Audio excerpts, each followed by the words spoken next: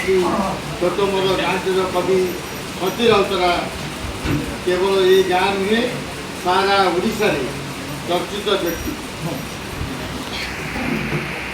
गाँव में सती राउतरा जो स्मृति संसद गठन कर साहित्य संघ गठन कर निश्चित भाव में स्वागत योग्य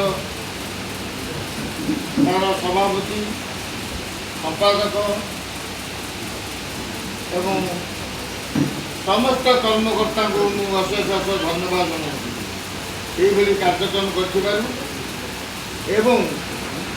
गाँव जो 3 जन कृषि साहित्यक मान समर्थन दिगला मन पकई दिगला आज दिवस आम निश्चित भाव में निजर ऐतिह्य को केवे भूलवा ना। बंग कवि लिखी मंगलालन कवि रवि ठाकुर हे मोर दुर्भागा देश जादेर करी अपमान अपमान होते हवे तुम्हार तादेर समान। निज माटीर व्यक्ति को अपमान करवा दुर्भाग्य दुर्भाग्य बोली आम कहवा आम किंतु ता करना मन देखु बहुत विलंब हेले जो मान कुचित था ये गाँव 3 बरपुत्र साहित्य साधन निमग्न थे से मनतर संबर्धना दिगला। सती राउतरा सपक्ष जिते कहले भी शेष हम ना। ज्ञानपीठ पुरस्कार पद्मश्री भारत केन्द्र साहित्य अकादेमी पुरस्कार ठार आरंभ कर अनेक पुरस्कार से भागीदार साहित्य कृति अशेष रही से महासंघ उपर आज 4टी कागज बाहरी मोर 3टी पेपर बाहरी एवं समरेन्द्र मत गोटे लेखा बाहरी सरकार कवि राज्य मोर बाहरी ओडिशा एक्सप्रेस बाहरी निर्भय बाहरी तेरे खाली मन पकड़े हम ना। आम साहित्य कृति को जेभली सम्मान दवा कथा आम दे पारे कि आउ सती राउतरा से तार अनेक पुस्तक लिखिले छोट मोर गाँ की बेसी आदृत होता आउ बाजी राउत से मत सुंदर कविता थिला से बाजीराउत कविता लिखिले 1938 मसीह अक्टोबर 10 तारीख घटना जो कि ढेंकानाल भुवन जेठू पाखे अच्छे नीलकंठपुर से गाँव बाजीराउत ब्राह्मणी नदी से जगह से जिते दमन लीला करके आसुले मेजर आरएल मेजर जेट जे कि रणपुर मृत्युवरण कले से इशारा इंग्रेज बाहिनी चलिए जो गर्भिणी गाई मैंने बाट छड़ूला गर्भिणी गाई को गर्भिणी स्त्री लोक मान हाथी चलिए मरुले ढेंका राजा शंकर प्रसाद सिंधु महेंद्र बहादुर प्रबल प्रताप राजा राजा गोजा राजा था दमन शासन ओडार 4टी गरजात ये अत्याचार शासन में कुख्यात थिला तार नीलगिरी ढेंकानाल तालचेर और रणपुर ये 4टी गरजात ना शीर्षर था। सबू गरजात राजा मैंने निरमिष भाव में शासन करते सती राउतरा केवल कवि थे विप्लव कवि थे विप्लवी कवि से बाजीराउत घटना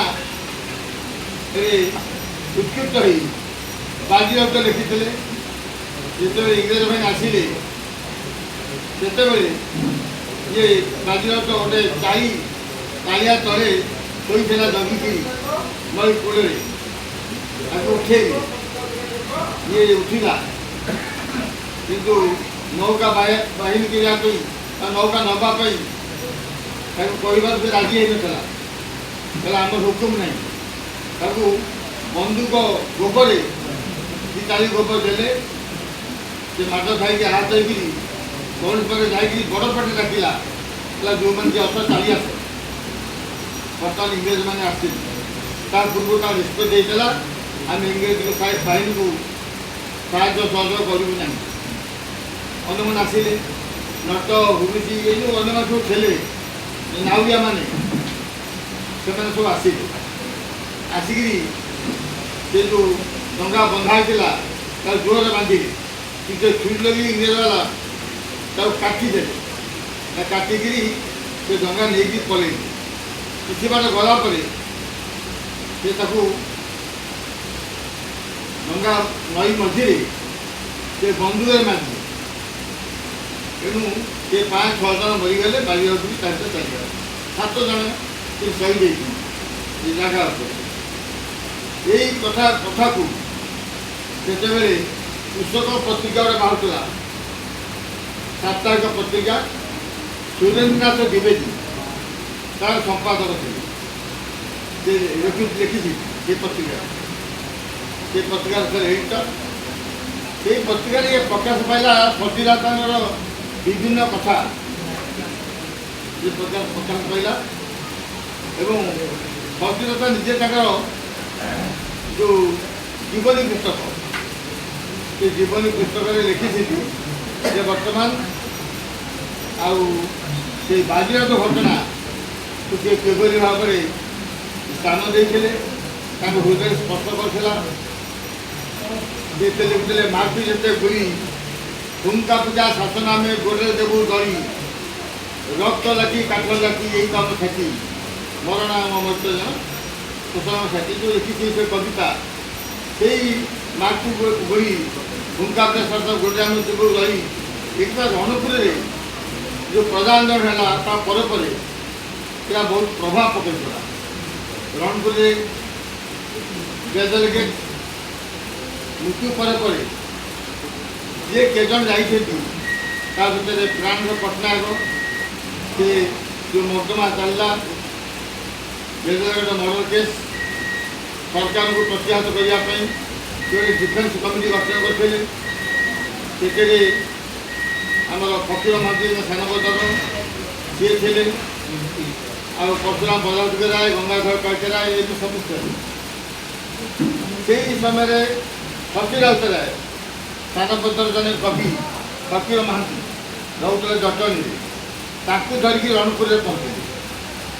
ରଣପୁରରେ ପହଞ୍ଚିବା ପରେ ତାଙ୍କୁ ଗୋଟେ ୱାଗନରେ ତାକୁ ରଣପୁର ରାଜା ପୁରୀ ଖୋଜକୁ वापस पठेदेला ସେ ପହଞ୍ଚିଲା ପରେ ତାକୁ ତଡ଼ିଦେଲା। ତାର କିନ୍ତୁ ସତୀରାଉତରାୟ ସଂଗ୍ରାମ ଥିଲେ ରଣପୁର ଆନ୍ଦୋଳନ ସହିତ ଜଡ଼ିତ ଥିଲେ ଏହି ଦୃଷ୍ଟିକୋଣରୁ ଏବଂ କେବଳ ଜଣେ କବି ନୁହେଁ ଏ ସ୍ୱାଧୀନତା ସଂଗ୍ରାମରେ ତାଙ୍କର ଅଂଶଗ୍ରହଣ ଥିଲା।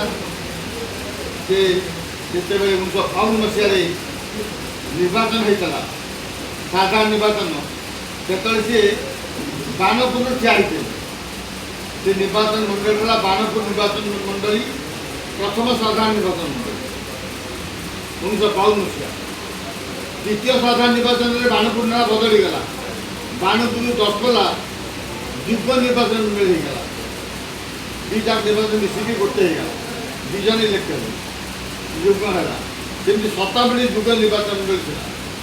ତେବେ ପ୍ରଥମ ସାଧାରଣ ନିର୍ବାଚନରେ ଗୋଦାବର୍ଷ ମିଶ୍ର ସେ ଆଉ କଂଗ୍ରେସ ରହିଲେନି।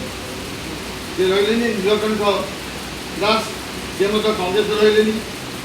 ସେତେବେଳେ ସେ ସ୍ୱାଧୀନ ଭାବରେ ଠିଆ ହେଇଥିଲେ। ନୀଳକଣ୍ଠ ଦାସ ସତ୍ୟବାଦୀରୁ ଇଲେକ୍ଟ ହେଲେ ସ୍ୱାଧୀନ ପାର୍ଟି ଭାବରେ। ଗୋଦାବର୍ଷ ମିଶ୍ର ନିର୍ବାଚିତ ହେଲେ ବାଣପୁରରୁ ଏବଂ ସେହି ସମୟରେ କଂଗ୍ରେସ ଦଳ ପ୍ରାର୍ଥୀ ହେଇଥିଲେ ସତୀରାଉତରାୟ। ବାଣପୁରରେ ଯେଉଁ ନିର୍ବାଚନ ହେଲା 52 ମସିହାରେ ପ୍ରଥମ ସାଧାରଣ ନିର୍ବାଚନ ସେଥିରେ 2 ଜଣ ସ୍ୱାଧୀନ ପ୍ରାର୍ଥୀଙ୍କ ଭିତରେ ଲଢ଼େଇ ହେଲା।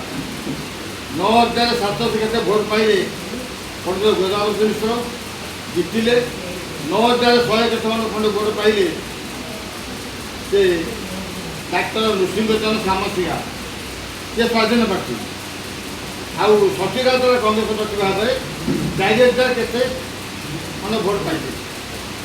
ସେ ଯଦି ହାରି ଯାଇଥିଲେ ସତ, ତାଙ୍କ ଅଞ୍ଚଳ ସେଟା ନଥିଲା ମାନୁଛୁ। ତେଣୁ ଯାହା ହଉ ସେ ରାଜନୀତିରେ ଭାଗ ନେଇଥିଲେ। ମୋ କହିବା କଥା, ସେ ଜଣେ ଖାଲି କବି ନୁହଁ, ଜଣେ ସାମ୍ୟବାଦୀ ଚିନ୍ତାଧାରା ବ୍ୟକ୍ତି। ସେଠି ମଧ୍ୟ ସେ ନିର୍ବାଚନରେ ଭାଗ ନେଇଥିଲେ। ତାଙ୍କର ଏ ଯେଉଁ ଛୋଟ ବଡ଼ ଗାଁଟି ଗାଁ ଏ ଯେଉଁ କବିତା ତା ବହୁତ ତହଳ ପକାଇଥିଲା। ଆମେ ପଢ଼ିଲା ବେଳେ ଆମେ ମଧ୍ୟ ତାକୁ ପଢ଼ିଛୁ। ସେ କପିଳ ନନ୍ଦ, ଗଜା ବୁଢ଼ୀ, ଯେଉଁ ସବୁ ଚରିତ୍ର, ଗୋଟିଏ ଗୋଟିଏ ଚରିତ୍ର, ଗାଁର ଚରିତ୍ର ସେ ଦେଇଛନ୍ତି, ଅତି ଚମତ୍କାର ଭାବରେ ସେ ବର୍ଣ୍ଣନା କରିଛନ୍ତି। ତାର ଅନେକ କବିତା ମଧ୍ୟ ବାହାରିଛି। ଖୋର୍ଦ୍ଧା ବରୁଣେଇ ଉପରେ ମଧ୍ୟ ସେ କବିତା ଲେଖିଛନ୍ତି।